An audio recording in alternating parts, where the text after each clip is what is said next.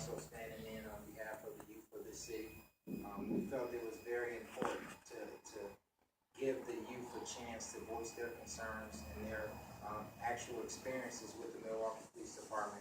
So we have organized a youth listening session where we invited the Department of Justice to come in and listen to the youth. We feel like the youth plays a big significant role in police misconduct that goes unanswered, that goes unnoticed. So we want to make sure that the youth has the ability to actually articulate what they're feeling in the community when it comes to police encounter. We know that in our community now that there's a lot of youth that are scared, that may not have the voice, or just have the means or the platform to speak out. So we wanted to make sure that the Coalition for Justice, along with other organizations, got together to make sure that we reached out to youth around the city and that we gave them an opportunity to speak to the Department of Justice. And the Department of Justice was very gracious in accepting the invitation. And they'll be here Friday. They'll be here to hear out the youth. This will be strictly youth. It won't be adults speaking, but we want to hear from the youth. So we encourage all youth to come out. We encourage them to be bold. We expect them to tell stories, whether good or bad, when it comes to the police involvement. So we know that right now that in the nation that there's a lot of youth that have lost their life from police, and we don't want to count them out, and we don't want their voice to go void through their death. So we want to make sure other youths come out and they speak on behalf of not only their issues, but the things that they see in the community, the things that they feel can be better in the police departments and their behavior and in their conduct. So today we have Chris Omni from ACLU. He's going to speak with you guys for a minute, but I really appreciate you guys coming. Thank you. Thank you, Nathan. I'm Chris Amity. I'm the Executive Director of the ACLU of Wisconsin. I want to thank the Coalition for Justice for taking the lead in getting this important listening session for youth organized. And I'm pleased that the Justice Department, the COPS office, will be sending representatives to listen and participate in that listening session on Friday. The ACLU has been monitoring police activity, acting on police misconduct and poor policy and system issues for a long time.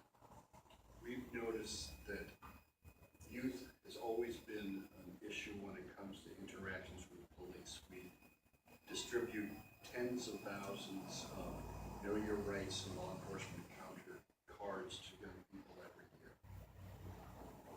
It continues to be important, and let me tell you why we can't ignore the voices of youth. If you look at my hair, you'll see that I'm not youth, and that there are lots of people who look like me and are my age, who perhaps have bought into the narrative that says that youth are to be feared.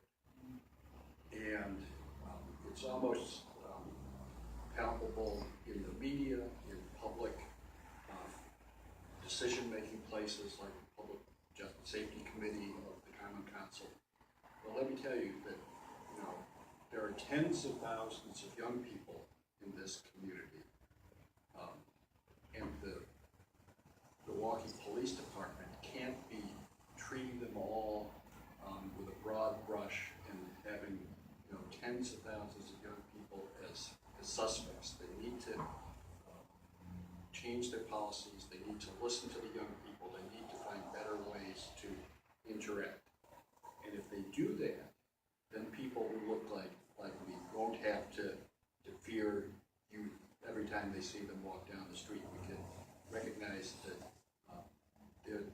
it's a cliche, I know, but they're the future of our city, and we have to do something to turn this around. Thank you. And now, Charlene is back again. Good morning.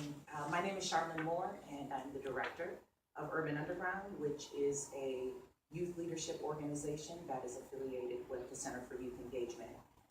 Urban Underground works with high school age young people, and we want to make sure that youth are a critical component to anything that we talk about. If it's relating to young people, we want to make sure that young people have a voice and they're at the table. It's too often that youth are left out of the equation and they're last to be sought, especially about issues that affect and impact them. Milwaukee's a very unique city where, we hold a lot of the top ills and, top incarceration, dropout rate, pregnancy rate, all of these things. However, Milwaukee is a beautiful place to be as well.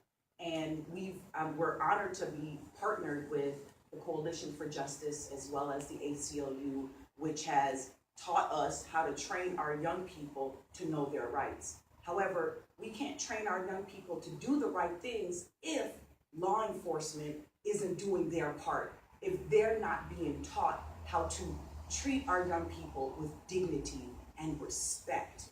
We can teach young people what to do all day, but if they feel that that's not good enough because, officers can do whatever it is that they want to do, that's a problem.